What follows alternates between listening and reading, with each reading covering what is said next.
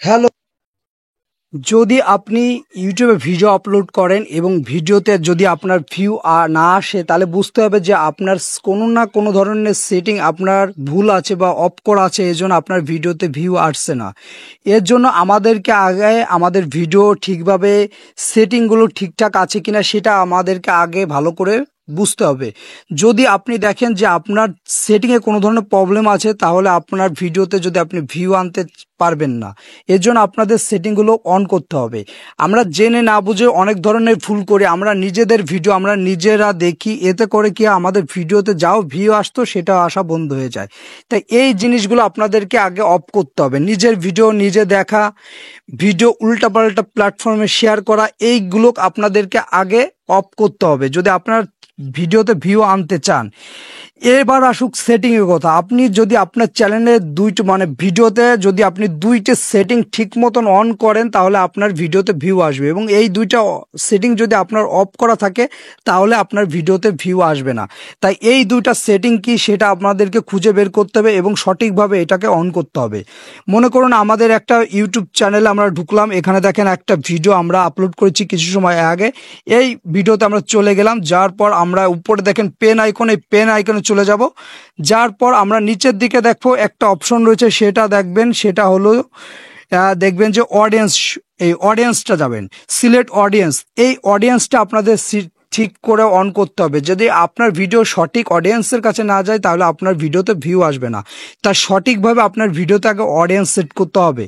এখানে দেখি yes it's meds for kid, এটা যদি আপনার চ্যানেলে যদি ভিডিওতে যদি অন করা থাকে, তাহলে আপনার ভিডিওতে ভিউ আসবে না। কারণ এটা ছোটদের জন্য সেটিং, মানে কিড ভিডিও। আপনি যদি কিড ভিডিও তৈরি করেন তাহলে আপনি এটা দিতে পারেন। ছোটদের জন্য, বাচ্চাদের জন্য ভিডিও যদি আপনি তৈরি করেন তাহলে আপনি এইটা দিতে পারেন। যেমন আমাদের যেরকম ধরনের আছে ব্লগ ভিডিও বা টেকনিক্যাল বিষয়ে ভিডিও, এই যেগুলো দিলে আপনাকে নটস মিট ফর কিড এটা আপনাকে দিতে হবে। এটা দিলে আপনার সঠিক অডিয়েন্সের কাছে যাবে আপনার ভিডিও। আর আপনি যদি উপরেরটা অন করেন তাহলে আপনার সঠিক অডিয়েন্সের কাছে যাবে না। তাই এই জিনিসটা আপনাদেরকে আগে সেট করে রাখতে হবে যে এটা ইয়েস মিট ফর কিড হবে না নো মিস ফর কিড হবে। আপনি বড়দের এবং ছোটদের ভিডিও তৈরি করলে আপনার এই দুইটাকে সঠিকভাবে আপনাদেরকে এটা থেকে অন করতে হবে, এই দুইটা সেটিং। এরপরে আসুক নিচের দিকে দেখেন এস রেস্ট্রিকশন, এখানে আমরা যদি যাই, এখানে দেখেন আর একটা সেটিং দেখেন, ইয়েস রেস্ট্রিকশন ভিডিও ওভার 18, মানে 18 বছরের যেসব আছে আপনি যদি তাদের ভিতরে রাখতে চান ভিউ, মানে 18 বছরের নিচে যেসব যাদের জন্য আপনি যদি আপনার ভিডিও যদি রাখতে চান, তাহলে আপনি উপরেরটা দিতে পারেন। এবং 18 বছরের উপরে যদি আপনি আপনার ভিডিও যদি থাকে, অডিয়েন্স সংখ্যা যদি আপনি পেতে চান যে আমার 18 বছরের উপরের অডিয়েন্সগুলো লাগবে, তাহলে আপনি নিচেরটা দিতে পারবেন। এই দুইটা আপনাকে সঠিকভাবে আপনার ভিডিওতে অন আছে কিনা বা অফ আছে কিনা, এই দুইটা আপনাদেরকে দেখে আপনাদের ভিডিও আপলোড করতে হবে। যদি এই দুইটা সেটিং আপনাদের ঠিক মতো না থাকে, তাহলে আপনি যতই কষ্ট করুক না কেন, আপনার দেখবেন আপনার ভিডিওতে অল্প অল্প ভিউ আসবে, বেশি ভিউ আসবে না। আর একটা সেটিং দেখায়, আমরা কি করি, আমাদের ভিডিও আমরা কি করি, আর একটা জিনিস আছে, যখন আমাদের একটা ইউটিউব চ্যানেল যখন আমরা তৈরি করার পর আমরা কি করি, সঠিকভাবে আমাদের যে কোন ক্যাটাগরি আমাদের চ্যানেল, সেটা আমরা সঠিকভাবে ক্যাটাগরিটা আমরা সিলেক্ট করি না। মানে যে আপনার চ্যানেলটা কোন ক্যাটাগরি, এন্টারটেইনমেন্ট বা টেকনিক্যাল বা হাউ টু অ্যান্ড এ আছে বা আছে এডুকেশন বা পিপল অ্যান্ড ব্লগ, এই জিনিসটা আমরা সঠিকভাবে আমাদের চ্যানেল আমরা সেট করতে পারি না। যে আপনার চ্যানেল মূলত যে বিষয়ের উপর, সেই উপর দিয়ে আপনাদের ক্যাটাগরিটা সিলেক্ট করতে হবে।